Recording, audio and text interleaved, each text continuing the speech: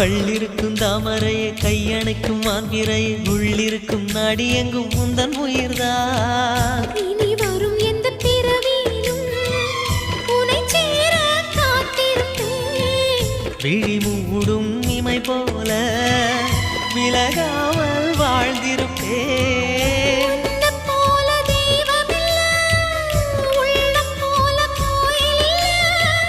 தினந்தோறும் அர்ச்சனைதான், எனக்கு வேறு வேலை இல்லை. நன்றி சொல்ல உனக்கு வார்த்தை இல்லை எனக்கு, நான் தான் மயங்குறேன். என்னுடைய மனச தந்துவிட்ட பிறகும் ஏம்மா கலங்குற